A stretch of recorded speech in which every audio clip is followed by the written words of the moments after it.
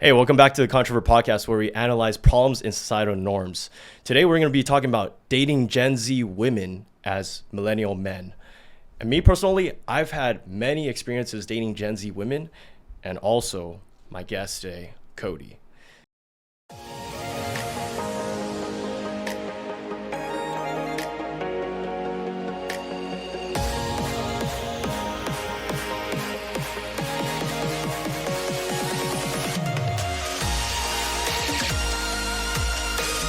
Hey everybody, I'm Cody. Dude, thank you for having me, man. It's such a pleasure to be here and just kind of go over a topic that maybe a lot of people don't have a awareness about or even just experience about in general. So I'm happy to be here.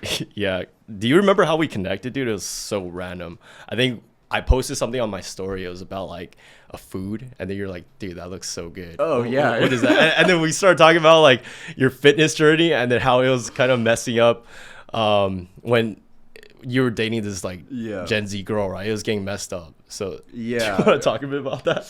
Oh gosh, man. Yeah. So, my experience, especially like with Gen Z, man, it's I noticed that, for me, I guess I was on my fitness journey, right? So I'm over here, I'm dieting, I'm going to the gym. I take all these classes. But for me, I noticed that during my time in that relationship or that connection, I wouldn't even call it a relationship. I would say like during my time in that connection, I got stuck in, eating, my eating habits changed, right? So Wait, that's with like every relationship though, right?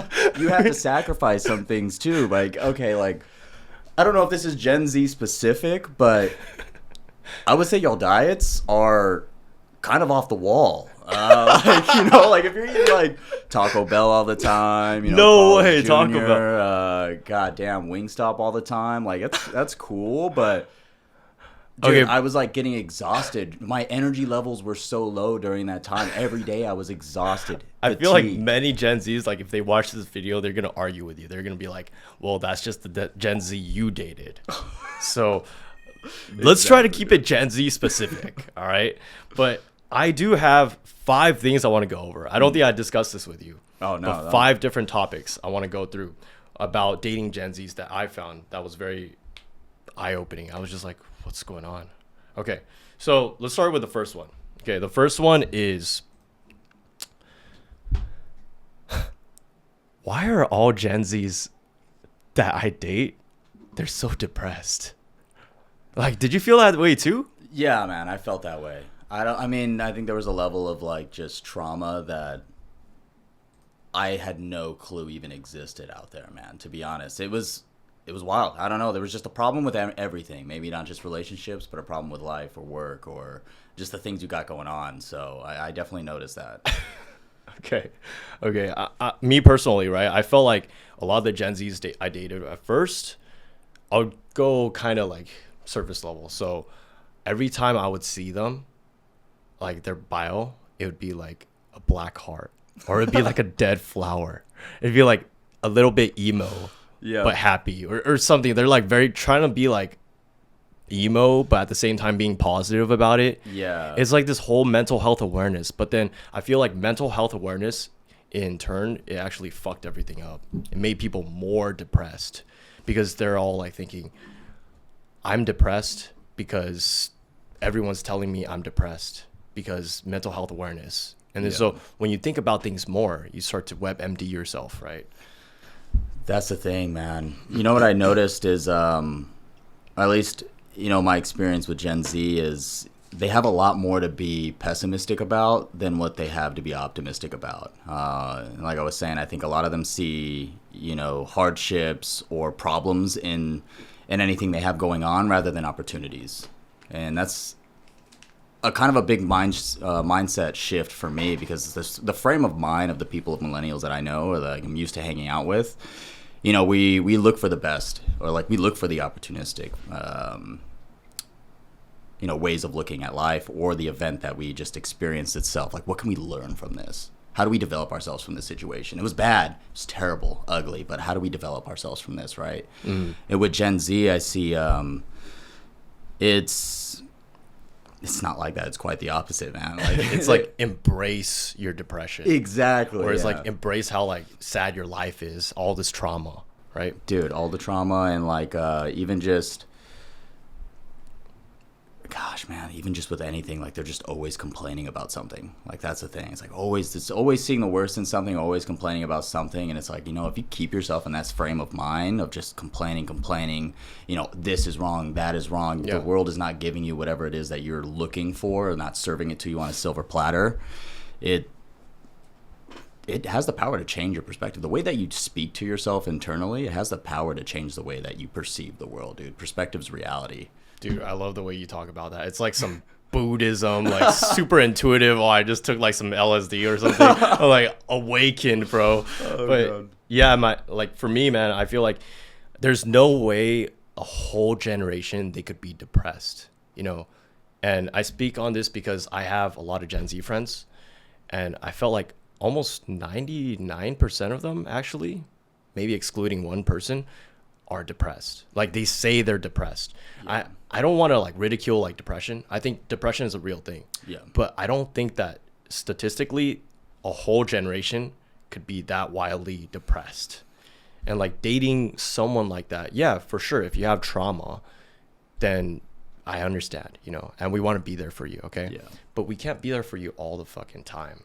And your trauma starts to permeate into your relationships with others. Yeah. And I think it's what you said, like when we were kind of messaging, you were saying something like you can't always be there for her because it's affecting your own life, right? Exactly, man. I mean, I don't know, I can't speak for all guys, but I think the personality type that I have is like, I like being the hero sometimes. I like supporting my friends. Same. Being there for, the people that I actually love, appreciate, care about, right? For sure. Give them my time, my energy, hell, even like guide them sometimes because I know who they're trying to be or what they're trying to achieve. And I bring that same energy to a relationship too. And, at the same time, when I come to find is like, it's like that old saying, man, like you can bring a horse to water, you can't force him to drink. And with Gen Z, it's like, you're trying to have them see the more optimistic side of things, or it's like, it's not all that bad. All guys aren't this bad, right? Like you've been hurt, you've been cheated on, you've been screwed over, but you don't need to bring that energy or that perspective into every single relationship, right? You should, even when it comes down to trust, this was a conversation I had with the person I was dating too. It's Gen Z, and there was trust issues like immediately. There was a lot of questions being sent around. I felt that too. Whenever you would give this caretaker and like hero attitude, like you're down to earth. You're just that's just you. Because I know you, dude. I mean, we've only met one time, other than this podcast. Yeah. I could tell, like, right away. I was like, this guy's a very caring guy. And I'm not just saying that for the podcast. But then I actually felt that way. And then I feel like my own experience, right, dating Gen Zs, they felt like whenever I was being too kind to them, they were like, are you just saying this to get in my pants kind of vibe? Are you laughing? Exactly. No, is that the same thing, dude? That's like, crazy. are you fucking lying to me? Like, yeah. Like they almost question your good intentions. Exactly. Like, I'm just like being a good human out here. I didn't realize that this was like a red flag just to be a good, supportive human being. Exactly. Caring human being. Like opening doors, paying for your meals. Like at that point, like you're an extension of me, man. Like I'm gonna take care of you. Like this is what it's gonna be like being with me. Yeah. But one second, can you move the mic a little bit closer to you? Yeah. Perfect. All right. That's good. That's good. Yeah. So it was interesting to me to get some feedback, right? Just leading into a relationship or leading into this connection with the Gen Z in a way that I've always led in my connections with caring, support, looking out for them, right? Yeah. Getting the response is like, you're too nice, like you're too caring. And it's like, okay, well, what, like, is it turning you off? It's really weird. Like when you're trying to just be a nice person, like it's regarded as a good thing, a positive thing to be a nice person to someone. Right. But then now in society, it is regarded as a bad thing, right? So I feel like it's not society actually, it's just Gen Zs, a majority of like the younger crowd.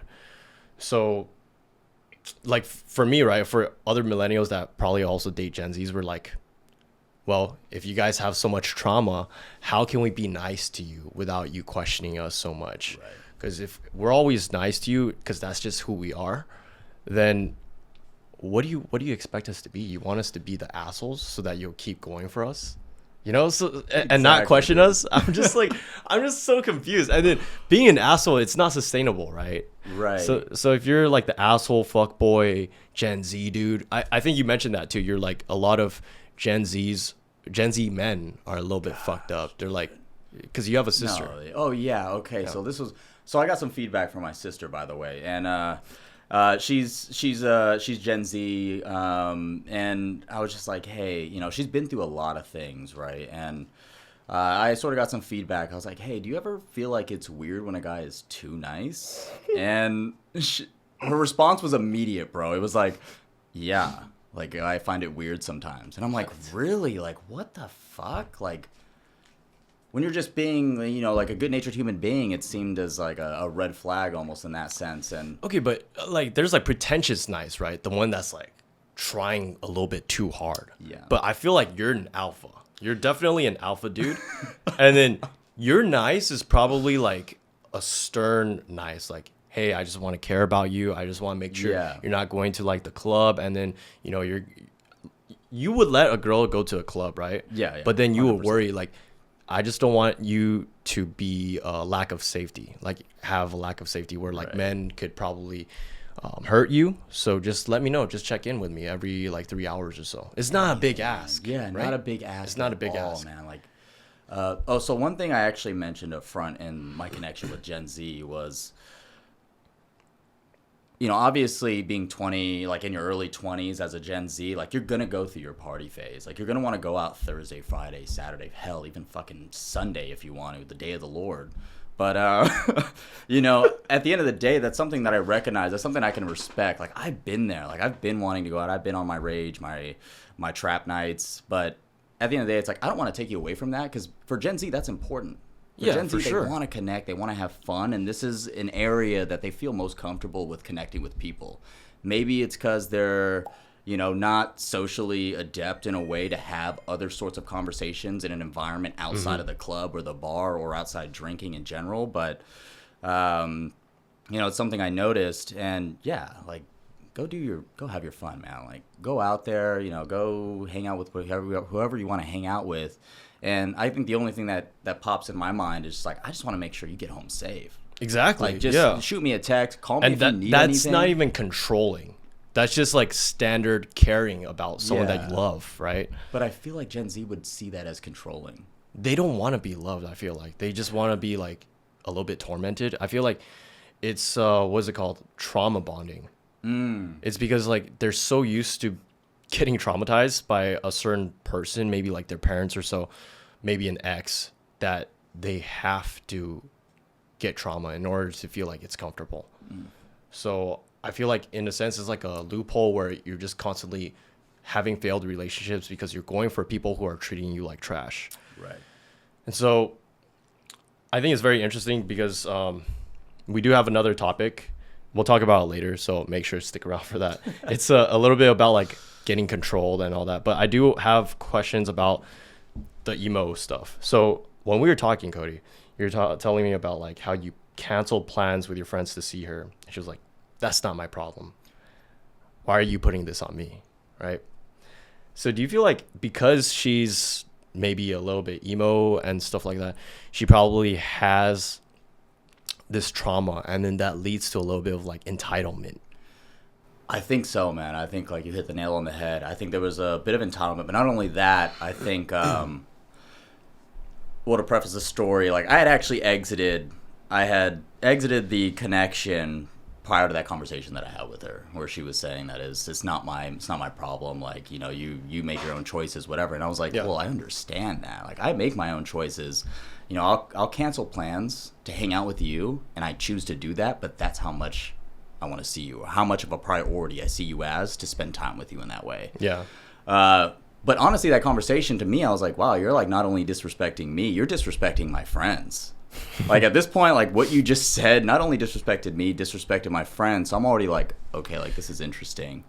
But what I felt like was because I decided to exit, I think that triggered certain trauma.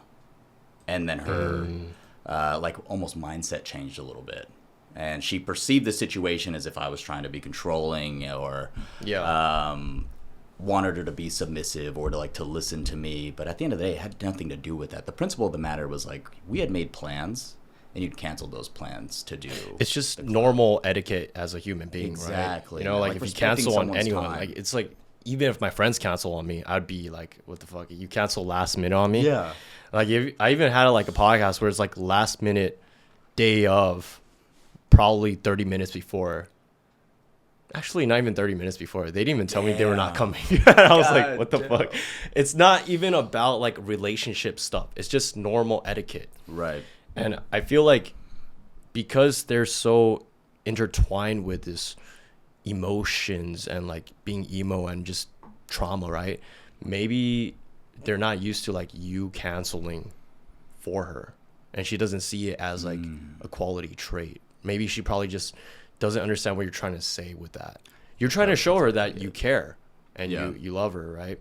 But then I think it's like they're like, oh, it's not my problem. They won't understand like the full scope of it. No, you know? not at all. And then they will twist it and say like, you're controlling me, right? That's exactly what happened. And then I was just sitting there listening. So, you know, like for me, I'm just more of an observer. At this point, it just wasn't worth the energy to sort of get my point across, because my point was already across. I'd expressed, you know, my point of view or how it was essentially. It was just a principle of the matter. We had plans, canceled on those plans for something else last minute. But, you know, the persistence on seeing it the other way around as if I was trying to be controlling, I was just like, wow, this is really interesting. Like the trauma's starting to make its appearance now, and I could see it, and I'm like, okay, like it's fine. Yeah. I think like final note on this like whole emo thing, before we move on to our next one, I think like, yeah, I do want to reiterate like depression is a real thing, but you can't have a whole generation being depressed. That's just weird. And I don't say this just because like of the girls I dated like that were Gen Zs, but also because I have Gen Z friends. They're all like saying they're depressed, and I'm like, how could you be depressed when your parents are giving you everything that you want? Right. You're just kind of looking for things to kind of grab attention. So there's a difference between getting attention versus actually being depressed. I feel like if you're being given so much love from your parents, you're being given so much love from your friends, there's probably something instituted within your mind, some brainwashing going on, probably from society. Mental health awareness. Make sure if you're depressed, call this suicide hotline. And then you start thinking, do I have depression? Do I feel like I need a suicide? And then you start thinking, and then you start believing that. Because the more you talk about a topic, it's kind of like WebMD. WebMD pops up, you Google something like, I have a symptom of like muscle cramps. Okay, muscle cramps, it could lead to like cancer, blah, blah, blah. Oh shit, I have cancer. It's like that, you know? Dude, WebMD, don't WebMD. Do not WebMD. That shit will lead you down a dark path, man. But, yeah. You know, a point I wanted to bring on that is I do think depression in all aspects, not even just with Gen Z, I think it's a bigger problem. But depression's all over across, you know, all generations. But I think it's the matter of, what do you do with that depression? Like, what do you do with those experiences? Do you look back and, you know, bring that trauma, bring those experiences into your next connections? Or do you look back, see your experiences, take those lessons, then bring the lessons and a better version of yourself to your next connection? Exactly. Like, that's like where the problem lies. It's like, I don't think they want to make that effort or put in the effort because... It's like, for example, there's a hole right here, right? Right. You want to fall deeper? Like, once you've fallen a little bit, right? Do you want to fall deeper? Or do you want to crawl back up or dig your way back out of that hole, you know? Like, do you want to fall deeper into, like, depression or, like, depression, as you call it, and your trauma? Or do you want to be a better version of yourself and get out of that hole and not spread that trauma, not bring other people, not enlarge that hole so that other people fall into it, you know? It's interesting, man. And, you know, getting out of your depression or getting out of your trauma it's hard. It's challenging for anybody. Like, you know, facing your fear, looking back at those experiences, those memories and that trauma, it's very, very difficult. It's challenging to get through that in your own mind when you're sitting in your room alone, or you're meditating over it, or you're just simply reflecting on it. But when you think that way, when you think about, you know, who am I trying to be or who do I desire?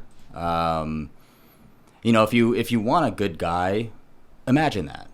And what kind of version of this guy is it? Is he a good guy in the sense that he's taking care of you, he's looking after you, he's giving you the guidance that you're going to need to get you to where you want to be? And if you're not attracting that sort of guy, I think a lot of the times we attract what we use to gain interest in somebody. And I guess, to elaborate on that. It's like a reflection. Yeah, it's like almost like a mirror. Yeah, that's who you're going to get. If you use your body to attract, then you're going to get that sort of attention. Somebody who's just seeing you as a piece of meat or your body alone. Correct. And even for men, like if we use our money to attract females, then that's the kind of female we're going to get, the superficial type. So I think, reflecting on, what it is that you're using to attract the opposite sex or, the type of person you're trying to get is very important. Yeah. Like what do you use to gain interest? Yeah, it's like this. Like, for example, if you're someone with like a lot of emotional trauma or depression, then you try to get like a guy who's like very established, very successful. He's going to need to spend so much time to want to comfort you, want to spend time with you, and make you get out of your depression. And he's going to start to reconsider, hey, is this something I really want to have? And it's not his responsibility to keep going down this path of being your babysitter. And then he would be like, well, I have like a business to take care of. It's like high value. I can't be babysitting all day. Yeah. I mean, I hire a babysitter for this type of shit to babysit my kids. So pretty much I can't keep going down this path. And so the guys you're really going to attract are the guys who have a lot of time or not doing that much with their life, right? The guys who are just fucking girls all day, right? Exactly, because man. all they have the time for is just being fuckboys. Yep. So, it's like, do you want to fall deeper into that hole of emotions and depression and all that? I do think one more note to add on that too is one thing that stuck with me over the times, and this is where I'm very careful with who I surround myself with too. It's the 5 people you hang out with most, the 5 people that you spend the most time with, you get your advice with, you become that. And so if you think about your inner circle, like who are the 5 people you're spending the most time with? What are the top 5 conversations you're usually having? That's who you are. Exactly. That's who you become. That's what you're limited to being until you find the people. And, for me, I like people who are growing, who are developing, that are learning, that are optimistic on life, that are just finding the beauty of life as it comes on their own journey. And when I surround myself with those people, the next thing you know, I find like, dude, like I'm way more excited about my life. I'm waking up with purpose, That's good. man. Yeah, like, same. I'm waking up with a vision and like I'm growing. I'm excited to learn and contribute to my community. The 5 people I'm hanging out with most. Dude, that's crazy because, one last note to add about this. We're getting pretty long about this whole like emo depression shit. But yeah, like back then when I was like a high schooler or even like early college, I would literally purposely have conversations with people, just arrange like a conversation, like a dinner. And then we would just talk about like how we want to be successful.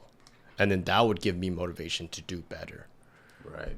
Like, we didn't really have plans to start a business together per se, but it gave me a lot of motivation to become a better person, to work harder in school. Exactly, right? Dude. Like you're seeing their effort. You're seeing their drive, a glimpse of their drive and their effort. Yeah. And then it's like even adding, just contributing to your own drive. Like, damn, like these are the kind of conversations. This is the knowledge they have. Exactly. Like I'll try and contribute my knowledge, but damn, it seems like they know more than me. Then you're trying harder, and then you're getting closer to your path because you realize like these are the people you're surrounding yourself with.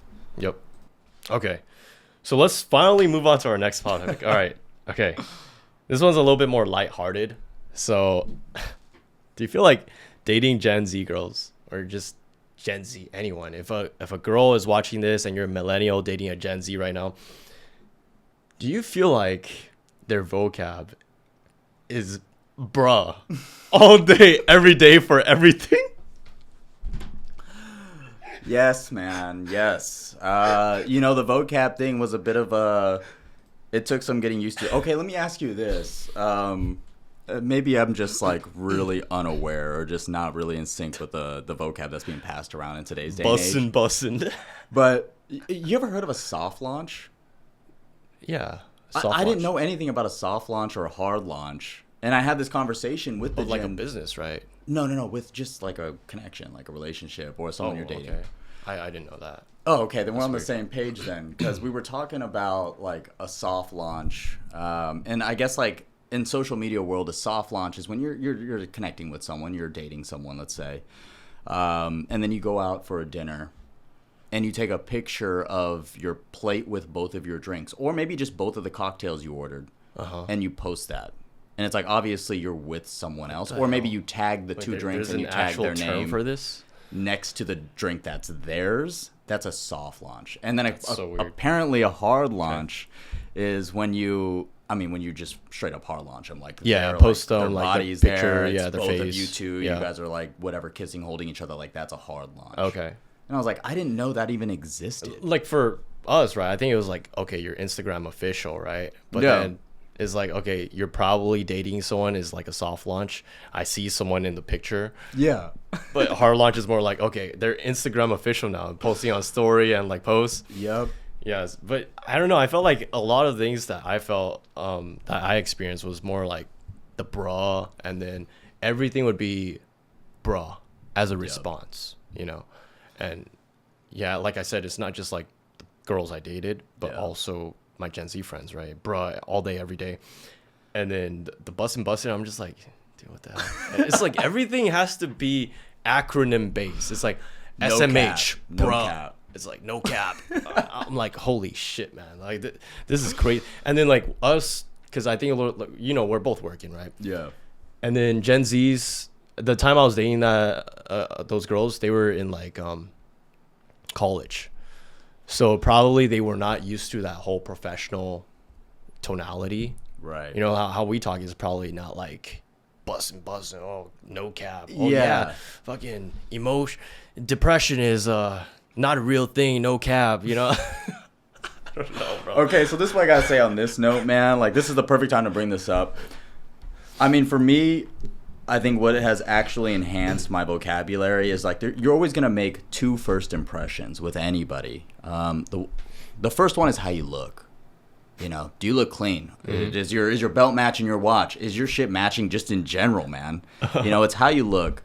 But then the second one that people will immediately pick up is how you talk. How are you expressing yourself? How are you communicating with other people? But what I realized with Gen Z, it's kind of a hit or miss, man. Like, sometimes we're talking and you don't know what the fuck they're talking about. And you're just like, okay. I mean, I know what they're talking about. I just think that it sounds kind of dumb. I mean, I don't think we sounded that dumb. You know, like people like probably 6 years, 7 years above us, they'd probably be like, well, when you're like using all these terminologies, like when you're in college, you sounded stupid as hell. Like you were using like SMH, STFU. I'm like, well, I don't know. Like they use almost all their sentences consists of acronyms and slang. Yeah. And it's like slang that doesn't, it's like bet. Everything's like bet, bro. I'll be there. Buzzin'. Okay. What else is there? It's just short responses, Riz. like just statements, like, yo, he got that Riz. Yeah. But it's like, yo, okay, like you and me will actually give some context to a response, so that way another person can respond back, man. So that's the thing. I feel like more Gen Z girls that I dated, they were a little bit less deep. Yeah. They didn't have that much depth to them, I think. But you did say that the girl that you dated before, she was really deep with conversations, right? Oh yeah, that's what actually surprised me about her, man. She was, you know, in the right setting, right? You know, if we are talking, and I'm one to have like deep conversations, I'll ask good questions. You know, I'm genuinely interested in getting to know you as a person, your experiences, like how did you develop into the person that you are today? Like, tell me about that. Yeah. And when we get in those conversations, she was very good at expressing herself. I was surprised about that because I would ask her pretty hard questions, and she was pretty open about being vulnerable and just throwing shit out there as it was. And so that was something that kind of threw me off a little bit because I thought it was going to be a bit of a struggle to sort of get to know her on that level. Mm-hmm. Only because, you know, I know Gen Z is more or less like, dude, we don't give a shit, man. Like, we're just here to fuck, or we're just here to like have this surface level connection, and we're cool with having many surface level connections. We don't want any deep connections. So I was fully expecting to kind of just get into this and be like, okay, like maybe this is surface level and maybe there's no interest on their part to want to get deeper. But you have to be careful with that because I've come across some where they're deep with many people. And and I'm not just saying this like for females, but also for males too. I think that males could also be deep with a bunch of girls at the same time, especially Gen Zs, right? Yeah. But I think this begs us to our next topic, which is a very good transition. The topic about them being self-centered. Okay, so you did mention that like she likes to talk and be deep. Okay, but what I want to ask about this is, would she be deep about herself? Like whenever you would talk about your own stuff, she would start talking about like she would link it to her own things, her own trauma. I would say that's true. It would become like a trauma story, right? Right. Like you're talking about like, for example, okay, we're drinking like whiskey, right? It's like, oh yeah, I had a good time with Panda. We drank some whiskey, and then yeah, we had this podcast, and she'd be like, oh yeah, you know what? Like whiskey. This one time, I drank whiskey. I drank too much. I blacked out. This guy took me home, and it was so bad. It was a bad experience. God. Whiskey, you know, I think it's really bad. And then from that, I got more trauma from that because he took me home, and then there's all this. And then you got in this shit relationship. Yeah, exactly. So then it becomes about themselves, right? Yeah. And I think it's fine to talk about yourself, link it back to yourself. Right. But then if it's focused on you entirely now, you totally disregarded the other person. Like, for example, you. You know, it's funny that you bring that up because I noticed those sort of things with Gen Z and just people in general too. When we're sharing stories, right? When we're communicating, you know, if someone's sharing me a story, I'll sort of ask, like, maybe, you know, how did that make you feel? Or like, you know, what happened there? Or like, tell me more about this. Elaborate on this, right? Expand on this, and then I'll get into my story. Exactly. And then it's like, well, I had a similar experience. Let me tell you about this. Correct. And then it's like, okay, now I get to know how they were thinking about their certain experience, how they felt about it, you know, maybe what they learned about it, whatever. And then it's like, okay, like, let me tell you a story now. And we get into that. But what I noticed with Gen Z is they immediately skip all the connection. Or what they could gain from the connection from what or understanding your them. Full scope of the story, right? Or just understanding, the full scope of the story, understanding yourself. Probably they listen to like a couple sentences of what you talked about. Maybe, the whiskey thing. I just drank with Panda a little bit. Yeah, I almost feel like they're looking for trigger words or trigger experiences where it's like, okay, like what can I respond with? What did I do that's maybe similar to this? Make it about me. Yeah. Correct. And I don't know if it's even intentional in that way, right? Like, I don't know if there's any bad intention of it. What I do think is that we've lost the ability to communicate, to actually have conversation, to actually care about others. Right. We're just taking instead of giving.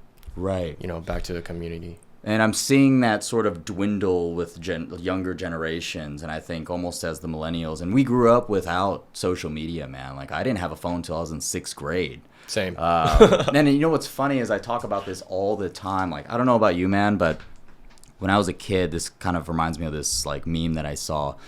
Like, if I wanted to connect with my friends, you know, I'm whatever, 5th grade, 4th grade, and we didn't have any cell phones. So at the end of the day or at lunch or something, you have to be like, oh, okay, like we get off at 2, meet me at the park at 3:30. And it's like, okay, like let's meet at the park at 3:30. Or it's like AOL Instant Messenger. Oh my God. And that's when you were like super deep with people. Yeah. I feel like AIM was the best days. It was people, the best people will days. call me old school, but AIM was so good. I missed it. I missed when people stopped using it. It became like Facebook chat. Yep. People started using Facebook chat more than like people don't even use Facebook chat now. It's like Instagram. And the Instagram is like people just look at your Instagram message after like a day. Dude. It's crazy. Dude, I feel like, okay, there's a lot to talk about social media and its impact on, you know, generations. But, you know, like we had to be punctual when we were young. If your friends was telling you to meet at the park at fucking 3:30, then you had to meet at the park. So you'd go there at 3:30, be there, and the friends that showed up were there, and the ones that didn't, you didn't know what the hell was going on because you didn't have a cell phone. They couldn't say like, oh, like my parents aren't letting me out, I'm grounded, blah, blah, blah. Yeah. And you called your home phone. Or if you're just trying to go on a wing, man, like you didn't make any plans, but now you're done with your homework on a Thursday afternoon, and you're just like, shoot, like I'm bored. Like I want to go hang out with some friends. You had to take your fucking bike out ride around the neighborhood, see if you could find other friends' bikes where it's like, oh, like that's my friend Adam's bike, like he's at Jeremy's house, let me go knock on the door. And you'd have to go cold call, like door to door knock, and be like, yo, it's like, dude, my friend I think Adam I've done here? that. I think I've done that. I've done that so many times, dude. Like that was a different sort of, I think, experience that we had when we were that age, you know, Yeah. 3rd, 4th, 5th grade. And then when I think about the generations now, or like even Gen Z, I don't really think that they had that same sort of experience because they had the phones when they were young, right? And when you have the power that comes behind a cell phone or just being that connected to the people around you, you don't need to be punctual, man. Yeah. Like you could just straight up be like, oh, like I can't make it. Like last minute, right? Like, oh, I can't make it. This is going on. Yeah, that's the other thing too, right? Like, didn't that girl that you dated before, she canceled on you, right? Did I bring this up? She canceled her plans with her friends to see, like, no, she canceled hanging out. No, she canceled. Yeah, I brought up that part. Yeah. But then there's another one where it's like, she canceled on you to hang out with some dudes at Heat, right? Right, dude. So that was, I was like, all right, like there's obviously a priority gap here. And I recognize that. And at the end of the day, it was just like, you know what? Like there's certain things, and I respect anyone's values. Like I'm not here to judge. It's like, okay, like if this is a priority to you, if this is what you're trying to do, I can see that. I respect that. Let me just get out of the way. And that way you can build whatever it is you're trying to build. And I respect that. And if you're still willing to connect, just know that I've already connected with you on a level where I respect who your character is. Like I know you're on a grind. Yeah. I see what you're doing. I mean, I would just be straight up. I would just be like, yo, honestly, this is bad etiquette. I mean, I know you're like being nice about it. You're Dude. I mean, I think you're just like very professional and like you're a nice guy, you know? But then like me, I would be like, dude, you're not respecting my time. And then you're lacking a little bit of etiquette. You know, I think it's just common sense that people should know. Like you wouldn't tell, okay, like I'm going to compare it to like a boss, right? Like your boss, that's the most highest level respect that you could give someone. You don't want to piss off your boss. I'm not saying that I'm the boss of a girlfriend, okay? Right. But what I'm trying to say is that if you want to respect someone so much, you compare it to like the boss, okay? So you would tell your boss ahead of time, hey, I'm going to cancel because I have this and this going on. You give like a 2 weeks notice, right? You should at least, if you have that much respect, the same as much as your boss, to someone who you love, you would do the same, right? And Right. I feel like haters are going to be like, well, you know, you're not her boss. That's different. That's a Gen Z speaking for you. Yeah, I know, exactly. I think, yeah, I am not her boss. Yeah. But the thing is, there's a level of respect. Like you treat your boss as the highest level. You probably put your boss higher level than your parents, right? Right, man. Your parents are probably here, your boss is here, and then boyfriend, girlfriend is like down here. I don't think people are giving their parents a 2-week notice, man. Like, but if they're bailed out last They minute, probably give it like a 1 day notice, but one like day notice, can't make it to the dinner. Sorry. the about boyfriend's probably like a last minute it. notice. Dude, last minute. Boyfriend, girlfriend, yeah. But I see what you're saying, man. Because when you bring that certain level of respect, and I think, okay, so this is another thing I see, because it goes both ways, like you were saying. You know, like a girl could respect you as much as they see their own boss. You know, making sure that they're giving that level of communication, that they're giving you the time notice, right? And they're paying you that respect because they value who you are and what you bring to the relationship, maybe. And then you do the same thing. You respect your girl as a boss too. You know, if you need to change plans, like, hey, like I need to, you know, I'm sorry, I need to change plans. Like, is this going to be okay? You know, like if not, let me know so that way we can talk it out. Maybe we can, you know, make adjustments, whatever. Correct. Not like some last minute bailing, right? Yeah. And like, especially like if you don't have a good reason, like for example, telling your boss, you at least like lie and be like, oh, my stomach hurts, right? But I'm not saying to lie, but at least have a good reason, you know, Right. for why you're going to bail. If you're going to bail to hang out with other dudes, it's not like, hey, don't hang out with other dudes. I'm not saying that. It's more like, hey, like if you're going to hang out with other dudes to bail on me, that's like a slap to my face. That's not really considerate, you know? Like if it was like hanging out with girls, that'd be better. I mean, I'm not an insecure guy. It's just more like you're going to go hang out with other dudes. What does that say? Yeah. You know? And that's what I sort of expressed when we had that conversation. But the principle of the matter just couldn't have been understood. So we were at a crossroads where at the end of the day, she saw me as controlling, and just wasn't like that at all. But the other thing I see is, when it comes to love, man. Let's just talk about love for a second. I think when people say I love you, what people fail to do, I think, is identify their own definition of love. Because with Gen Z, too, I think Gen Z's kind of throw it out there casually. Maybe they have a lot of feelings. Maybe they were, like, really attracted to you, and they just throw it out there and say it. But at the end of the day, when they're telling you this, what does that mean? Like, when they say that I love you, what does that mean? And we don't really think about that because we just assume people know how to love. We assume that they know what love is and how to do it. But at the end of the day, it kind of comes back down to, like, do we assume? Like, if I take that idea, do we assume people know how to be doctors? Do we assume people know how to fly a fucking plane? It's like actions speak louder than words. Exactly. You're going to bail on me to, like, go hang out with some dudes. That doesn't show me that you love me, Like, at least tell me ahead of time, not, like, last minute shit, And so I think, like, coming down, I think with, if you're getting into relationships, Gen Z or anybody, it's, really identifying that definition of love on both ends, like if you're saying I love you to somebody else, what does that mean for you? What does that bring out of you that you're, now contributing to the relationship, that you're willing to say I love you? Yeah. And then same goes the other way, because, if someone tells you I love you, like maybe the girl tells you I love you, and that can only mean like, I want to be with you for the night, or I love you for the night, and then you say it back, and then that means like, hey, I want to be with you for a lifetime. You guys are at two different worlds. It's a different definition of love at that point, and that's where the problems start. Correct. Man, dude, you speak like so elegantly. I don't know, man. Like, how the fuck do you do it? But we've already been kind of on the topic of entitlement, so I did promise like the viewers that we would talk about entitlement. So we're already on this topic, right? So this topic of entitlement or girl power, for guys, girl power, okay? So do you feel like there's a little bit more of like entitlement with like Gen Zs? Like, they have this girl power where they think guys are trash, men are trash. Of course, like millennials, I think they do it. But now Gen Z, whenever I date Gen Z girls, like, it's just like, I can't trust anything you fucking say. You're fucking trash.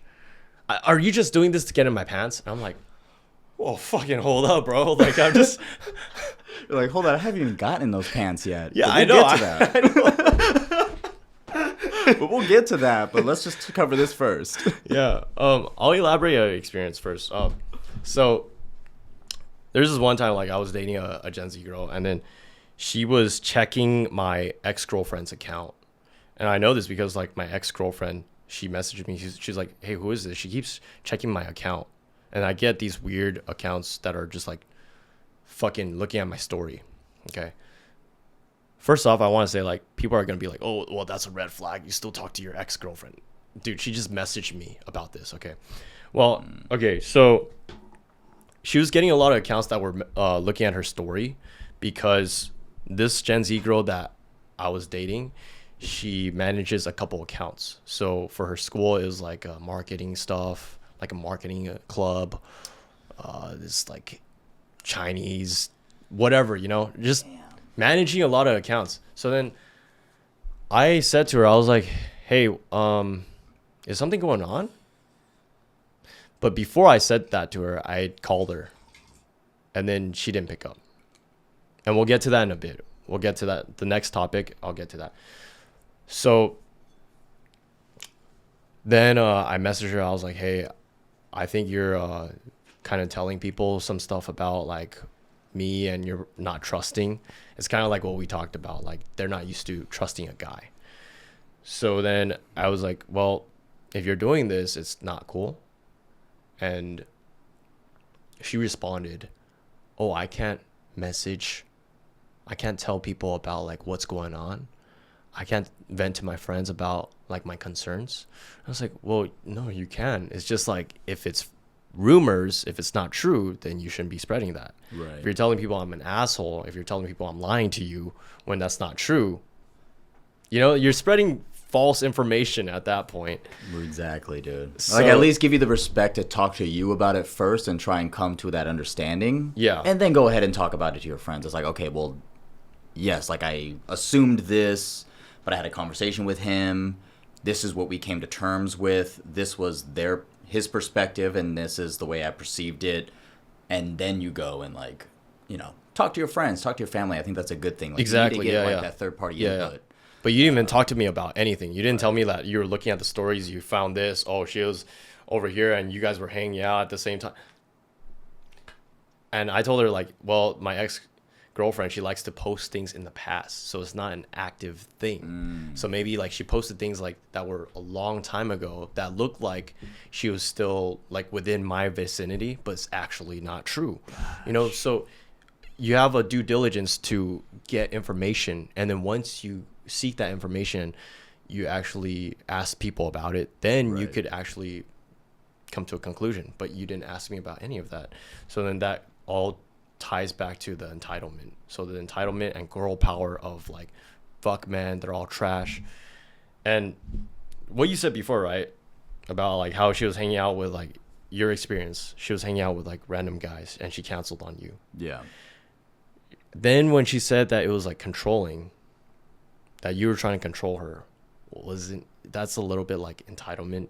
Right. I was like, I was honestly mind blown. I was like, I didn't recall any moment in which I was trying to control you. You know, if anything, I was just exiting the situation because I understood the priority gap. Yeah.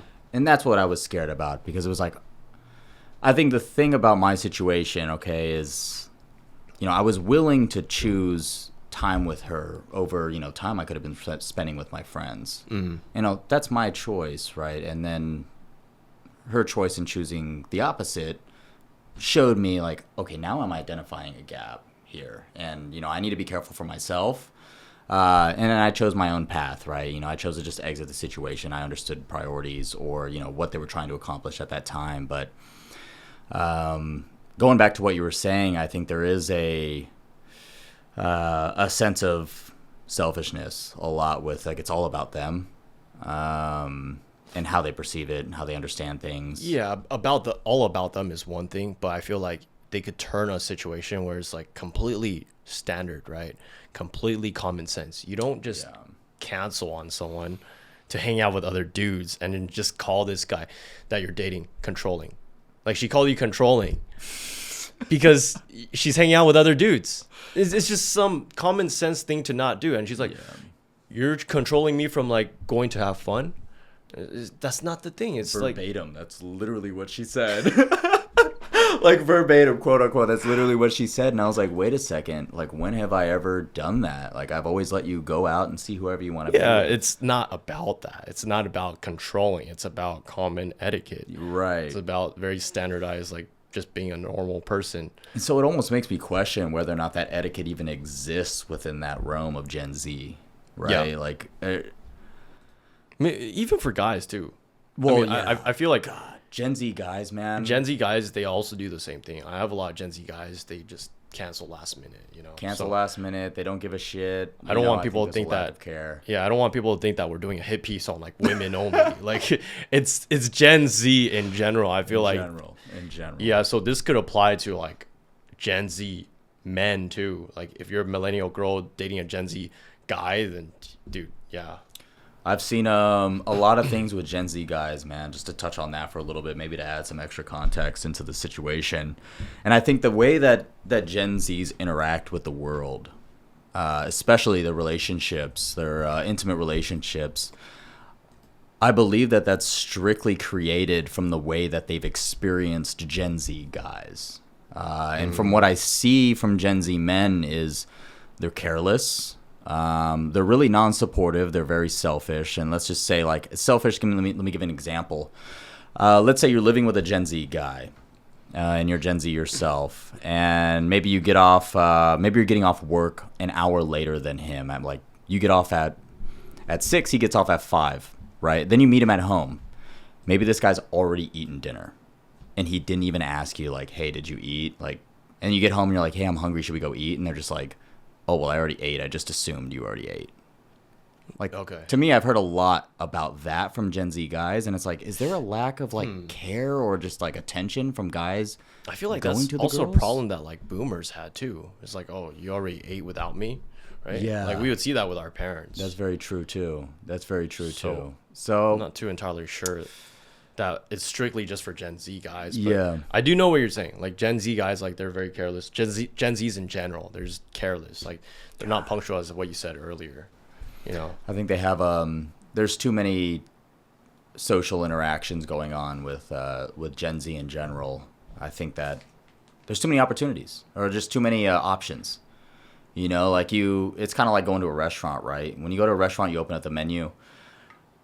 If you got 50 options on there for, 100 options on there for an appetizer or a main, you're going to spend some time thinking like, damn, what's good? Like salmon kind of sounds good, but the chicken also sounds good. But now I'm looking at the pork. Okay, right? So you're going through all these options on the fucking menu because there's 50 to 100 of them. But when you take a lot longer and you don't really know what you want and you're kind of just going with what you think you want, right? Or what sounds good at the moment. But then when you go to a place that only has 4 things on the menu, like at that point you decide what you want within a matter of like probably 60 seconds. Like, okay, there's only 4 things on this menu. I'm going to get the salmon. But I think that also influences millennials as well because now like we have dating apps and dating apps, everyone at the swipe of their fingertip can pick right or left. And so everyone just has no attention span, no capacity to get deep with one person. 100%. Yeah. So I don't think that entirely applies to just Gen Zs. The options are just too plentiful right now in this day and age, and I think it's really vital for one to spend time with themselves. I think having some time set aside every day or every week to just sit in your thoughts, understand yourself, focus on your journey or your path. You're understanding, where you want to be and where you're going, what you're striving for. But not only that, I think it's really important for people in general to understand that. What are you telling yourself? Like when you sit there, we don't have any control over our thoughts. They just spur, right? Like when you're just sitting there, you have thoughts come through. Like what are those thoughts and why are they coming up? And not only that, like what is the trend of these thoughts? Are they more pessimistic? And if you're pessimistic with yourself, only you would know because that's in your own mind. But you need to recognize that, like, okay, I'm very pessimistic with myself. So that might affect my character in what way? Do I not believe in myself? Am I undeserving of something? And then you sort of adjust from there, like recognizing your self-worth. Dude, holy shit, you should be a motivational speaker. Not even fucking joking, bro. You should be a motivational speaker. Oh my god. Dude, this is fucking intense, man. That's crazy. I'm getting inspired myself. You're like, all right, 15 minutes alone after this, man. I'm going to be in my thoughts. Damn. But I did have one last question about the entitlement thing. Okay. So you've sent me like pictures or like her Instagram account, like the girl that you dated before. Right. That was a Gen Z. She posts very scandalous things. All right. Yeah. And I had a question. So if you were to ask her, hey, can you stop posting stuff like this? Or what is the need for you to post all this stuff?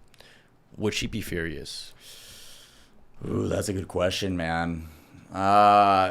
She's a bit of a firecracker. I would say that she would probably take that offensively off the bat. But I think this was also what surprised me about her, was she recognized the presence at which she was, posting on social media. Her social media presence in general. She knew like, oh, like people sort of judge me for my social media or, what they think of me because of what I post or my captions. But she still did it, though. Exactly. So I'm like, that's the thing we were talking about before. That's just like a Gen Z thing to do, like to just get attention, like online, have a social media presence, to be big TikTok creator or something.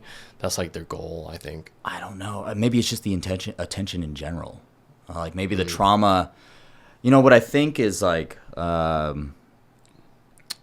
do I say this? I think Gen Z in general likes positive attention. We're all looking for a certain sort of validation when it comes to societal norms. And, even for millennials, millennial men, maybe we're waiting for, the compliment of like, oh, you're wealthy. Oh, you're successful. Like, oh, you're handsome. Whatever it might be, right? But then for like women, right, it's maybe they just like the attention when it comes to to Gen Z. Like maybe that is the validation that they're seeking in today's Their day and way of age. attention is being Likes, a TikTok creator, comments. posting scandalously, Right. thirst trap photos. And I think it could be it could be a derivative of their trauma, meaning, you know, if you're a Gen Z girl, gosh, you guys have it so hard. But you know, Gen Z girl is already going through a lot of trauma. They're having to deal with Gen Z men. They're being betrayed. There's a lot of shady shit going on, right?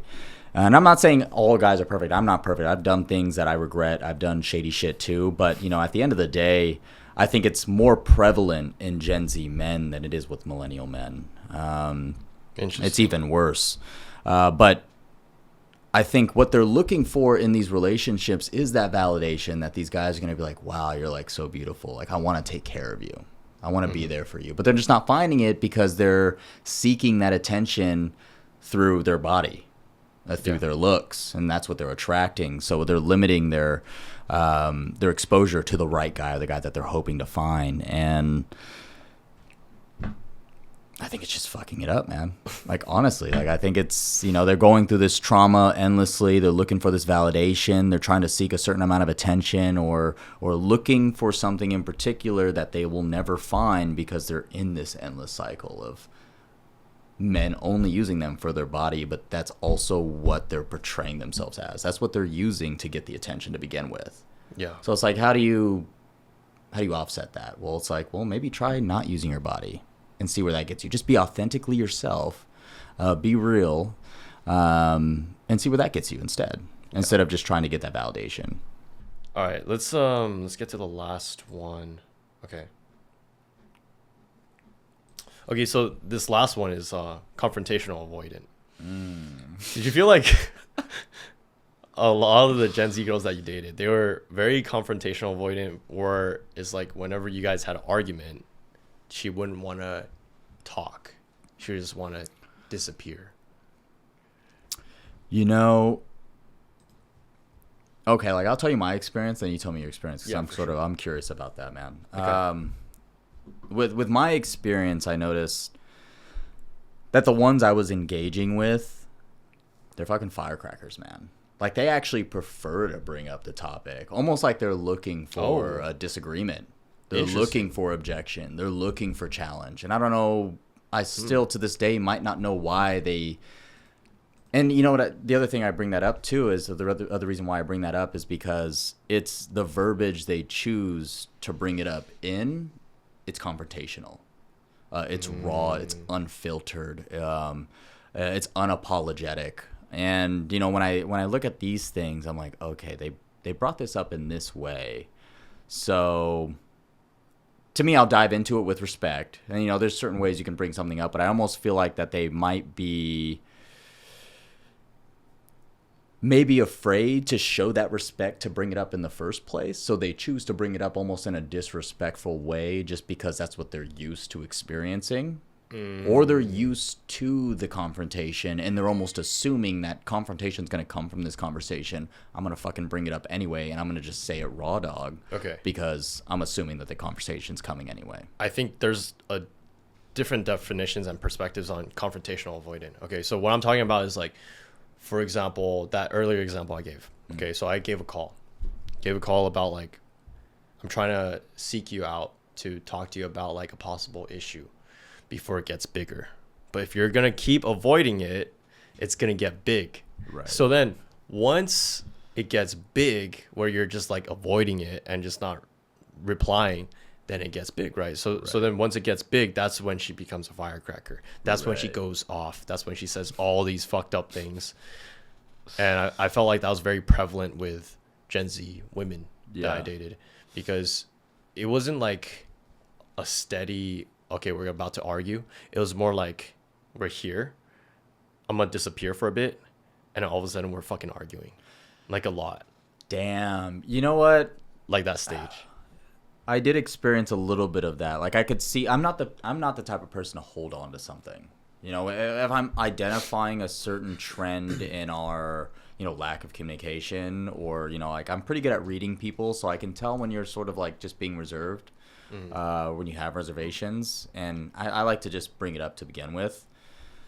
Like, okay, so I'm the type of person, like, I don't, maybe you can tell me your experience too. Like, I'm the type of person where if we have an issue and we're together, I cannot sleep until we figure this out. No, same. I'm the same. I don't want to sit here in this, like, awkward silence and, holding this resentment toward each other, and we're not going to talk, but we're obviously awake because we're thinking about it, sort of thing. It's like it's a waste of my energy. But I know guys that are our age that are the opposite of us. They don't want to talk about this, Right. and it's more prevalent in guys. Like they don't want to talk about these issues. Let's just move on. Right.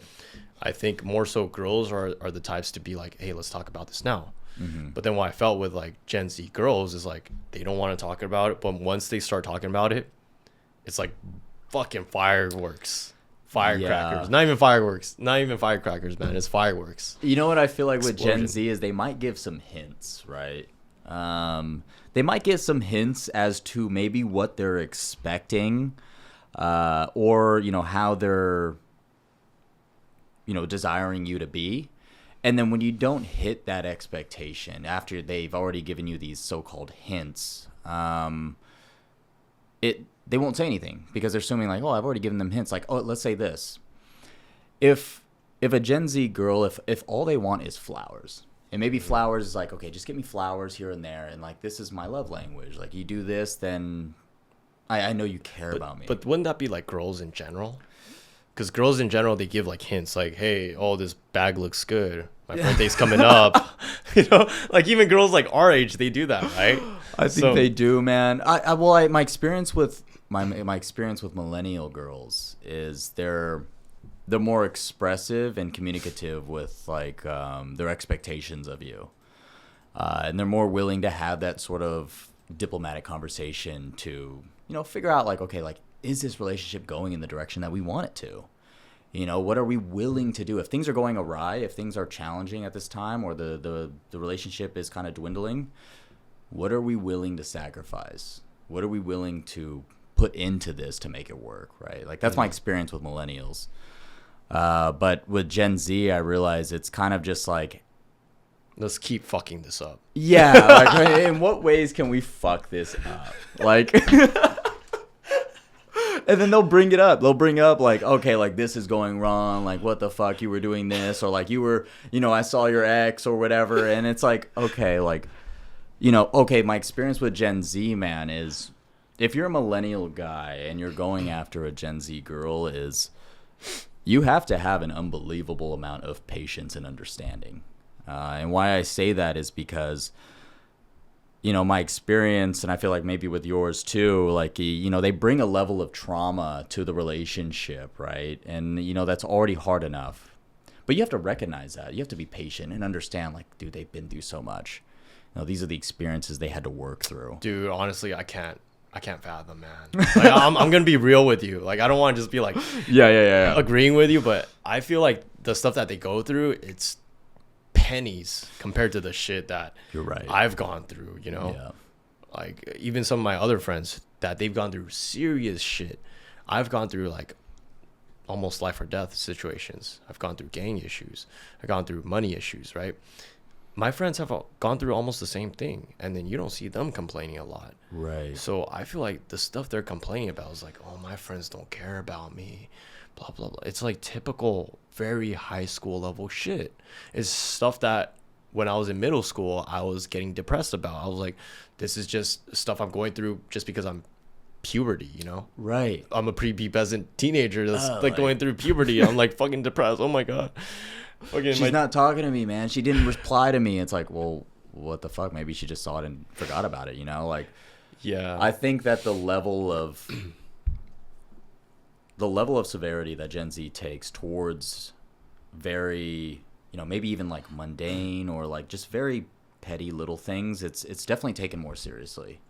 But, because of my sister and because of, my experience with Gen Z, I realized that, especially with me testing certain conversations, right?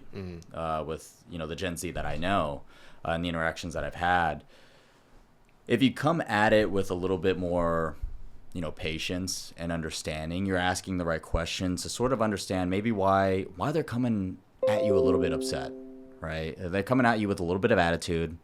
They have a reservation towards something. let me give you an example. You know, like before I'd gone out with this girl and she's Gen Z, and I didn't like really engage with her on the dance floor sexually at all, because I was respecting the company that we had, right? And the company that we had knew her on a different level. They were her ex's best friends. And I was just like, you know, for me, like, I don't know how to treat you in this environment, because this is your ex's best friends, and now we're here on the dance floor. Like, I don't want to be tonguing you down or, like, touching you in a very provocative, intimate way right now. Yeah. And that turned into a problem, right? She was very pissed about that. You know, why isn't he, like, fucking me on the dance floor sort of thing, you know, like, getting at me, right? Maybe that's what she's used to. And I'm just like, you know, she was already pissed, I could tell. And then we get back to the, you know, the Airbnb, and the first way that she engages, like, I already know she's pissed off, right? The first way, she's looking at herself in the mirror. She's like, just got done brushing her teeth, dude. And then she's like, why did you fuck me on the dance she's floor? looking at me through the mirror because I'm standing behind her, and she's just like, What the fuck? let's take a shot. What? And I'm like, Dude, I started chuckling. I thought that was pretty cute. And I was like, look, we don't need to take a shot. I know something's wrong. Let's talk about this. Like, just tell me what your thoughts are. You don't have to you don't have to spin it nicely. But I'm curious. Like, I think I know what's going on, but I don't want to assume. Explain yourself to me, and I'm going to be open to hearing you out. And then that response, when I responded in that way, it went from her being pissed off and like, let's fucking take a shot because I know this is going to go badly, to, okay, like, let's talk about this. And then she expressed her concerns. And I expressed the way that, you know, I was acting in the situation, you know, respecting the company we were with. And it was solved within a matter of like literally 2 minutes. It was just like, okay, like, for her, it was like, I didn't see it that way. Like, I didn't understand. I wasn't even thinking about the company we were with. And maybe she wasn't expecting me to consider the company we were with either. And so I saw it, and I was like, you know what? I thank you for letting me know. I really appreciate that we're having this conversation, because I can understand my your point of thought view. process. My point of view is that, like, whenever I would try to explain myself, it doesn't turn into like a 2-minute conversation. It turns into like not even 2 minutes, like 2 days. And at the end of that, she still thinks I'm a piece of shit. She still thinks I'm a trash. And that's just my experience with like Gen Z girls. And so you mentioned something very critical. You mentioned something like where it's like, you don't want to assume, you want to get the idea of what's going on, right? Do you feel like, well, okay, like for me, right? I felt like a lot of times they just wanted to assume. They didn't want to just get to know me, get to know my perspective. Right. And even when I try to explain myself, it was like, nah, you're a piece of shit.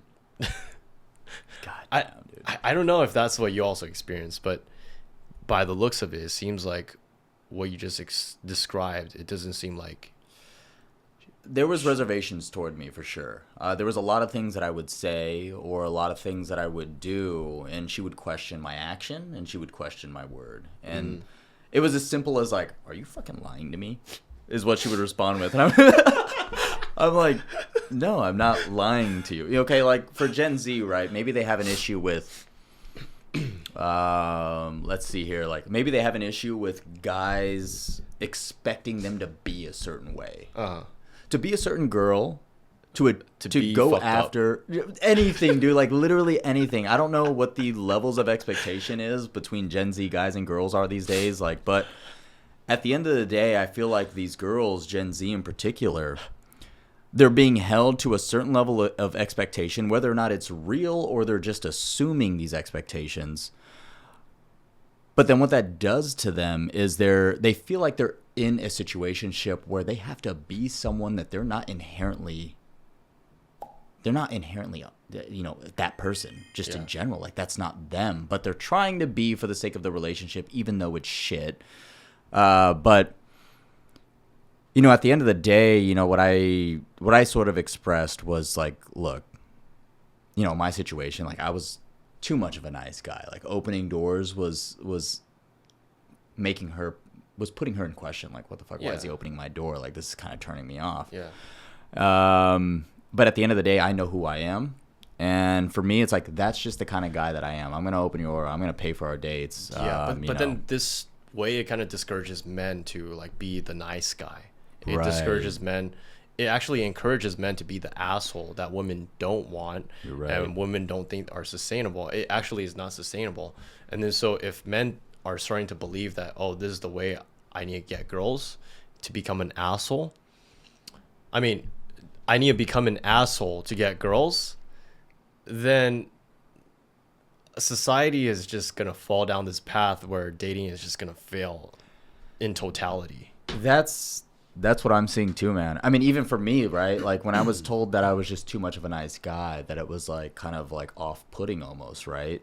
It had me questioning myself. You know, I was thinking like, I've done the same. am I too much of a nice guy? Like, should I be opening these doors? Or actually, should I have them pay for half the meal, right? Yeah. And then I, you know, after some thought, after some introspection, I just got down to it and I was just like, look, at the end of the day, I'm going to continue being who I am in this connection. Correct. Right? And what I only hope is you continue to just be you in this connection. I don't expect you to be anybody else but yourself. So I really appreciate it if you just continue being you and I'll continue being me. And if it just doesn't work out for either of us, the door's always open. And you don't want someone like a girl, especially just any girl, Gen Z or millennial. You don't want a girl who's like just craving that asshole toxic dude. Because me and you, we're not like those assholes. You know, I used to be. To be honest, I don't know about you. I can't be a fucking asshole. That's the thing, I used to it's be not an inherent asshole in me. And then it's just like we can't be that asshole. Like we can't just change just to get girls, you know. So Right. I think men should just still stay true to themselves. You shouldn't just change who you are just to get more girls, you know. Right. And just because some girls like it better, you know. And maybe, I don't know, maybe it's just the options thing, right? But I think, you know, spending time reflecting, I guess this is a good time to talk about values, right? Spending time reflecting on what's most valuable to you. Like, what are your values? What is your purpose in life? And I think it's good for everyone to know what that is for them. Because in relationship, for me, one of the big things is like, if I say I love you, we're respecting each other's values, right? Yeah. I have to. But what that means is I have to know my own values and have to be able to express that to them, because if they can't know about it, they can't respect it. But also you have to be able to hear their values, and whatever that might be, maybe it's going out and having fun, making new connections, having more connections, even if it's surface level. Maybe that's their value at that point in time as a Gen Zer. They just want social acceptance, mass acceptance, right? Followers, likes, comments, people to invite them out to things, and maybe that just makes them feel like they're accepted to society. But I think you know, it's really important to, you know, if you're taking a relationship seriously, you have to know each other's values. And before you even talk about, you know, I love you, or before you even saying I love you, it's going back to those values. Like, do you find yourself in a space where you are committed to supporting those values on their end, right? They tell you their values, and maybe it's family. Are you committed to helping them get closer to their family? Do you want to put in that time and energy? And if you're not willing to do that, then, you know, you got to question yourself. Like, what am I in this relationship for? Is it the sex? Is it lust or intimacy? Is it lust or love? Basically? Sure, I think that applies to like any relationship. I mean, speaking in terms of like Gen Zs, I feel like you have to understand if you're giving or if you're just taking, you know? Right, so if you're just always taking, and you're not giving anything, you're not understanding the other person's values, you just want that other person, you're expecting that other person to give you all of this attention, all of the things you need, but you're not giving anything back. And that's what I felt. I felt like the Gen Z girls I dated, it was always they expected, you need to give this. I'm going to take all this, but I'm not going to give you anything. You need to understand the values that I hold, the things that I need, but I don't give a fuck about what you need. I don't care about what you expect. I don't care about what makes you feel affectionate. Right. You know, I think that applies like a lot to Gen Zs. Yeah, honestly, I would say that is definitely the case, man. Like, I would second that. You know, I think that they, I don't know what it is, but maybe they feel like the world owes them something. Or maybe they're just waiting for something. I don't know. But no, I feel like shit, man. Like, I feel like there's entitlement. Yeah, there's definitely entitlement there, dude. Yeah. Like if you want something out of life, and I think this is true just across the spectrum here, like you create the reality you live in.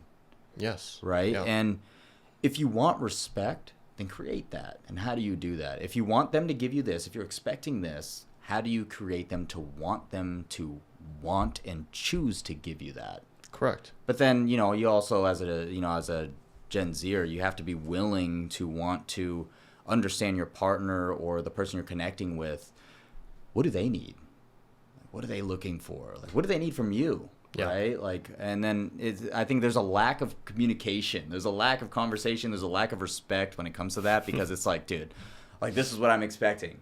All right? Like, you give me this, and if you're not giving me this, then you're fucking cheating I think on me. it's because of self-absorbance. Yeah, man. I think it's because of self-entitlement, self-absorbance, whatever you call it. Yeah. But like, I don't know where they grew up in, like, that makes them think that they have to have this entitlement, they have to have this, all of these things that whereas people giving them. But I think that if you're always just taking and you're not giving out, that person is not going to want to provide the same to you anymore. Right. That person is just gonna want to get the fuck out, honestly. Right. Yeah. That's exactly it, man. And maybe that's what they want, right? Like, sometimes I think about this, and it's like, maybe Gen Z women, they want to feel, at least, maybe they want to gain some level of attention, and whatever that attention means to them, right? Like, maybe you're giving them their time, or maybe you're giving them the intimacy that they're looking for. Like, maybe you're good at sex, they like this, right? And then it's like, okay, well, you're giving them what they actually want, but deep down inside, whether or not they want to accept it, they want something more, right? Like, they want, actual commitment, they want trust, they want loyalty. They just don't know how to attract that trust, loyalty, honesty. And I think that's the problem, is our lack of their ability to communicate on a level that actually attracts that sort of human being, whether or not you're a guy or a girl, or if you're just bisexual. I don't know. All right, well, I think we're gonna wrap this up, but before we do, I just had one last question, because you did mention before that you date older usually. Okay, so do you think you would still date a Gen Z? Oh gosh. Like, that's a hard question, man. Okay, so I've talked to a lot of people about this, right? So, like, I'm 30 years old. Usually I've dated a little bit older.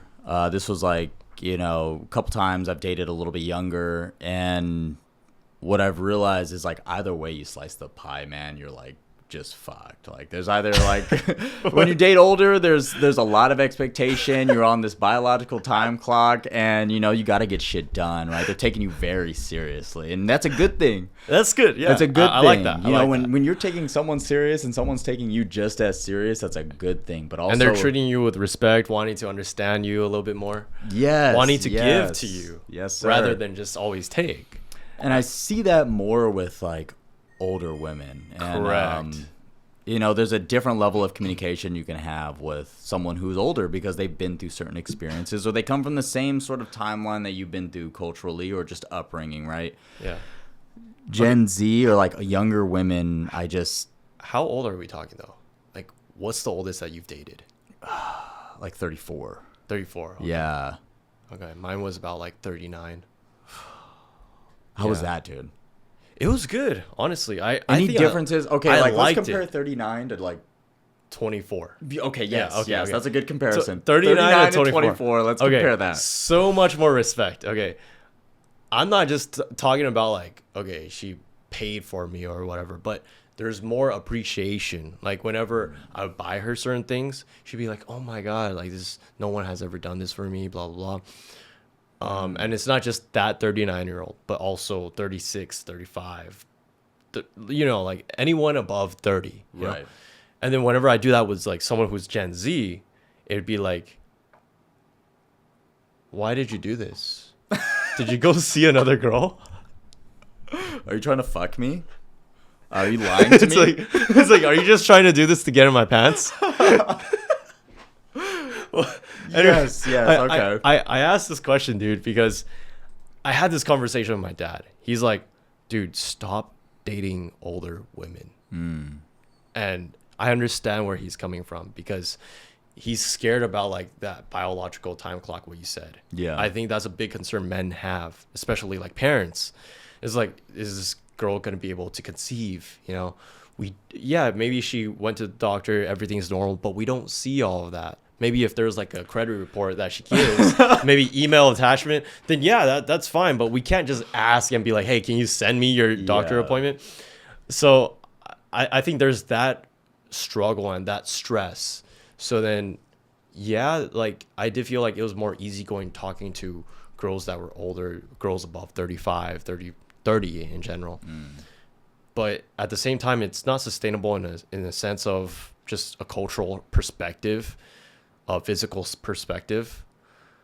And in contrast, for dating Gen Zs, I feel like it's not sustainable because of the attention and the lack of consideration. So I think we're both like 30, right? Right. I'm almost turning 30, but you know, 29. Okay. So you're on the precipice of a new decade. Fucking shit, man. I told my dad this. I was like, dude, I'm at the stage where I'm a little bit fucked. It's because if I date older, we have that worry about the time clock, right? The biological time clock. Yes, sir. But at the same time, if we go younger, we have all these trauma, PTSD, depression, and we don't want to get looped into all that shit. So what can we do? We can only date people who are 2 to 3 years older and younger than us. Yeah.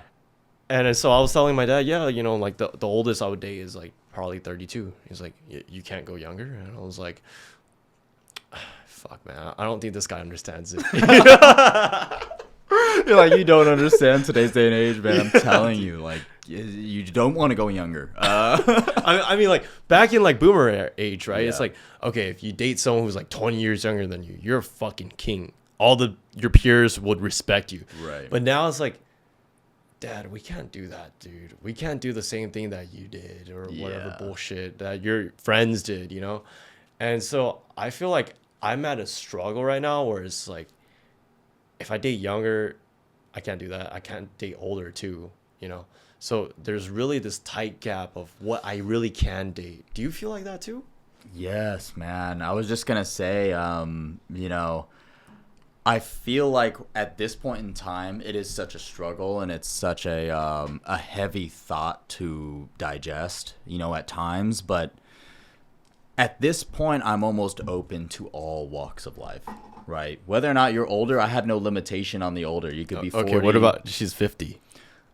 You know, if you're 50 and you're bringing that heat, you're bringing that connection, then, you know, I don't know. You might spark a certain level of interest in me.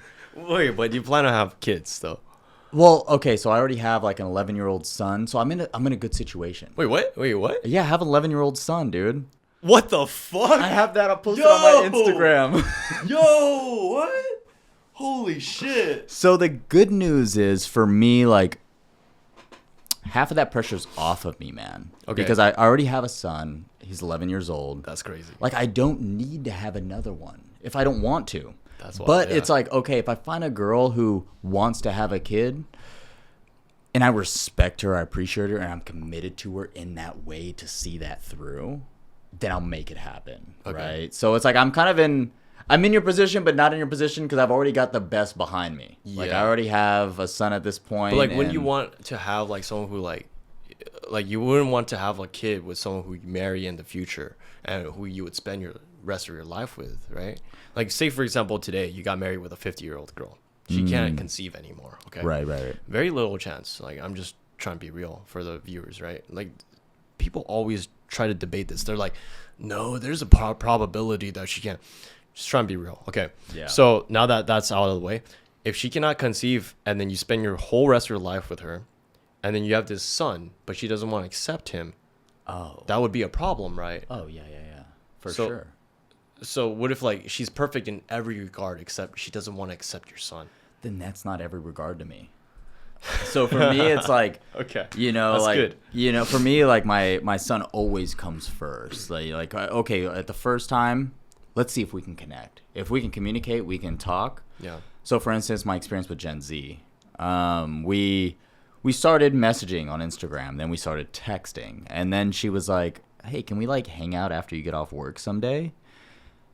After a week. And I was like, I don't even know yet if I'm willing to give my time and energy towards this connection. So Yeah. let's just say this. I made some shit up, and I was just like, hey, for the next 2 weeks, I'm booked up. I got gym, I got classes, I got things I got to do. But what I was really testing was, can I hold a conversation with you via text and voice message for 2 weeks? Because at that point, I'm willing to give my time and energy. I'm willing to meet up with you and take this to the next level. And, we made it past 2 weeks. So it was like we started hanging out. But That's your rule. yeah, it's like, okay, like the biggest thing for me, like the biggest fucking thing is, do I appreciate and respect the time I have in your presence? Do I want to spend time in your presence? Do you provide me with a sense of comfort or value when I'm with you, when we're just chilling? And this was a question I was going to ask you: is when with your experience when you dated a 39 and a 24-year-old, how were those first dates? Like, let me ask you that. Like, Dude, were they different? Did you choose like, okay, this is a 39-year-old. Let me come up with a different first date. that's crazy. Yeah, that's a crazy question, man. I think with the 24-year-olds or anything above, like anything below 25, I think all of those were like super surface level. They didn't have a lot of depth to them. The conversations, there's a lot of times where it's just like awkward silence. Like you could have silence, but those silencers were awkward, and it was just a little bit forced to just keep going on with the date. But then with the 35-plus-year-old girls, it was great. I loved conversating with them. It's just, I hoped with the biological time clock, and honestly, I would definitely date a girl who's above 35. It just, like what you said. Yeah. If everything falls in line, I'm down for that, dude. Right. And fuck culture, fuck about like our Asian parents about like, oh, don't date above like 30-year-old or whatever. I think it's cool, like if you can connect with someone a lot more, then I would rather have a relationship with a girl who cannot conceive versus a girl who's like totally like an empty vessel, NPC, doesn't know shit, doesn't know anything. Yes, the fucking NPCs. Yes. And then every conversation you have is just so fucking empty. But obviously, right, for men, our ideal is like someone who's younger, as young as possible, but with depth to them, right? Right. But that's hard because if you're young, then you're more naive. You don't have that much experience. But at the same time, it's even harder now because Gen Zs, they're so adaptive to this whole like fast-paced social media, TikTok, Instagram, Facebook, everything. Oh right. my God, let's do some TikTok dances. and then follow the Joneses. Keep up with the Joneses. Yeah. So then I think their attention span is so split to a point where they can't connect deep with anyone. I think you hit the nail on the head on that one, man. I mean, for me, I think we have like the same similar values. It's like, when we're with someone, because we could be with anybody. We could simply be with anybody, depending on the capacity at which we can endure, whether that's younger or older, right? Yeah. But at the end of the day, like, who do we actually see ourselves with? Someone we can connect with, enjoy our times with, and grow with if growing is a priority. Yeah. I love learning new things. I love gaining new perspective. I love gaining new knowledge that I can apply to my own life. And what I can say is like my experience with older women is this is where I was in a state of growth. Dude, challenging me, man. Yeah, man. Questioning me, asking me the hardest fucking questions. You actually learn from them. Exactly. You learn from them. They motivate you. They ask you challenging questions. They're for the most part, depending on the older woman you're dating, like they want you to be the best version of yourself, and they show that level of commitment to the relationship. And then with Gen Z, it's almost like you're coming into the relationship as if, you know, we are older, so we're the heroes. We're the ones that have to teach them. We have to save them. Like, okay, like this yeah, is, but what I found it interesting is that like when we're younger, like in college days, right? I felt like those people, they had a lot of depth to them, and it's not because, like, haters would probably say like, well, because Gen Z, they're younger, that's why they don't have that much to offer. But I feel like when I was younger, the same age as these Gen Zs, the girls that I was talking to, they still have more depth. And I think it's a generational problem because millennials, we don't have that whole fast-paced boom, boom, boom thing where it's like we have so many apps and our attention is so split. That's why we could be deep with these people, even if they're like 18, even if they're like 20, whatever. Like millennials back then, like when I would be talking to like millennial girls in high school, I feel like they were still deeper than Gen Z girls right now in like age 22, age 23. And I'm like, holy shit, you know? I think it's just a generational issue. Right. Because they're so split in their attention. They can't focus on one thing. I don't know. I mean, did your Gen Z girl or girls, did they ever express that you were too deep? That you were too meaningful? That the conversations you guys were having were almost too thoughtful, too meaningful, and too deep? You know, I think I'm going to be honest. I've experienced this on a variety of a spectrum, like Gen Z, millennials, girls older than me. Like, I'm just a very deep person. I'm sure you are too. Yeah. I've gotten this feedback from like almost every single type of girl out there, like every single age. So I don't think it's a generational thing, but yeah, I think that it's not a generational thing where a specific girl, like a Gen Z girl, would have an issue with like a guy being deep. But probably for you, right? Yeah. So, well, something that I thought was weird was, you know, like back in the situation where, you know, I went out with the person I was connecting with, and she brought her friend, right? And I was thinking about, you know, the company we were with. Yeah. Her ex's best friend was there. Great guy, by the way. Dude, this guy brought the fucking energy, dude. Great smile. Shouts out. But, you know, like, at the end of the day, like, okay, like, there was a moment in time when the night was over. We went back to the Airbnb, and, you know, my girl and his girl went to the bathroom to have girl talk. I mean, obviously, there were some issues going on, so go and have your girl talk, right? This lasted, obviously, for over an hour, man. Like, just in the bathroom for, like, an hour and 15 minutes. And so I'm like sitting here with this guy. I'm like, okay, like what are we gonna do? And I'm analyzing the situation where, you know, I'm like, okay, like this guy obviously has to drive back to his hotel. He parked across the street. Like, I don't want to drink anymore because I'm respecting the fact that he has to drive. This is definitely time to sober up. Let's just chit chat. And so I get into a conversation with this guy, and, you know, I take it. We talk deep, dude. And, you know, I'm pretty good at sensing someone's ability to communicate or how deep they want to be, because a conversa's a two-way street, dude. It's a dance. We talked for like an hour, I think, when we first met. Yeah, dude. I think I was a little bit drunk, to be honest, but like it's not just because like that I'm drunk that I'm conversating a lot. Yeah. But then I looked at the time, I was like, oh shit, what the hell happened? Coke talks. But, yeah. like, okay, I'm having this conversation with this guy, and I'm like, he's gassing me up. I was asking, I was like, yo, like, what was your first impression of me? And then he was telling me, and I was like, oh, dude, like, whatever. And then I was, like, telling him about my first impression of him, and we talked about a lot of things, right, in depth. With meaning, there was a lot of fruitful conversation back and forth. There was a lot of perspective involved on both ends. And afterwards, the response I got from Gen Z, from the girl that I was seeing, was like, what the fuck? Like, you shouldn't have been talking to my friend like that. Like, he doesn't like to get that deep. You know, he just came over to drink and have fun. And I was just like, I'm so confused right now. I was like, I'm so confused. Like, if if he felt uncomfortable, I feel like I would have sensed it. But I didn't sense it at all. He was just chill, dude. We were having a good conversation. No, I trust that. I trust that you can sense like body language and EQ. Like you have good EQ, right?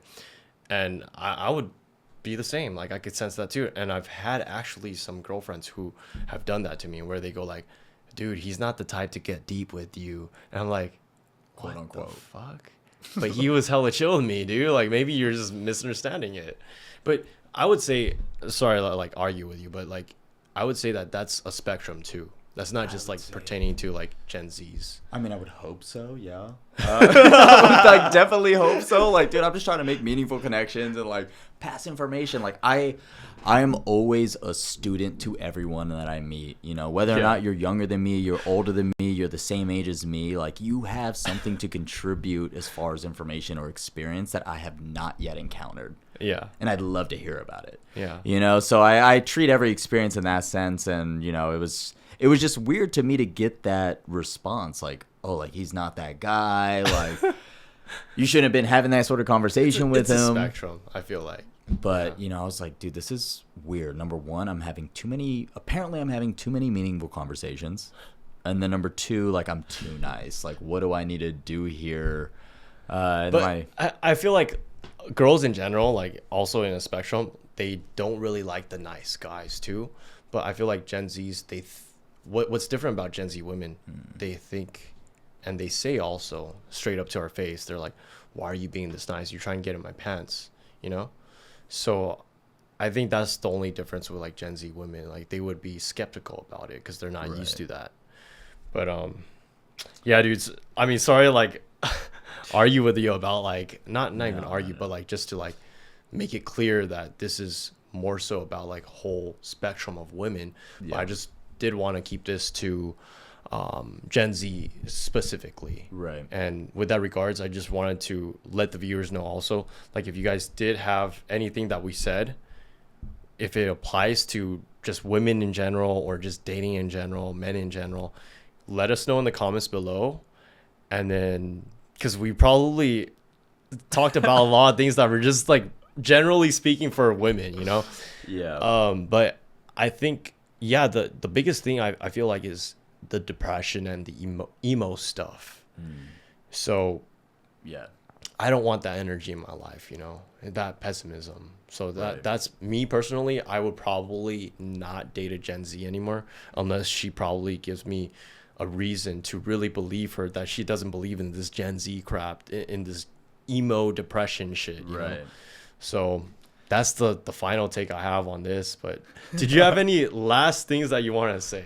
I mean, my final take on the Gen Z, man, it's like, you know, I'm one to give everybody a chance. You know, I think there's a certain capacity that people might have had or just grown into be. So, you know, for me, it's like if you're Gen Z, I think if you can unlock that side of me, then I'm willing to experience it. I'm willing to give it a shot. You know, like that's the only thing. Like if I can connect with you, I can talk with you, then we'll give this a shot. We'll connect. And then from there, we go wherever we go. But that's my final words on that, man. But yes, if there's anything that needs elaboration or just some secondhand thought, let us know. I mean, we're really, really open to it. Sick, man. All right, thanks a lot for coming on again, bro. And then, dude, your fucking biceps looking swole there. that last part, I was like, damn, bro. Gotta show off that fucking gym stuff, man. I mean, this guy just left the Gen Z for like the gym journey, bro. That's fucking crazy, man. Stay on your path. Stay on your journey. Know what you're fucking doing. And, dude, thanks for having me on, man. Like, this was actually a good time. I'm glad we got to talk and connect. So, thank you, dude. Yeah, man. All right, well, anyways, with that, I'm going to end it here. Thank you guys for watching Controvert Podcast. If you guys like this video, make sure to subscribe and like this video as well with the thumbs up, of course. And we'll see you guys next time on Controvert Podcast. Let us know your thoughts in the comments below if we had anything that was just too general for just women, for men, for gens, for just any dating stuff that was not pertaining to and exclusive just to Gen Zs. And we'll see you guys next time on Controvert Podcast. Peace out, guys. Peace.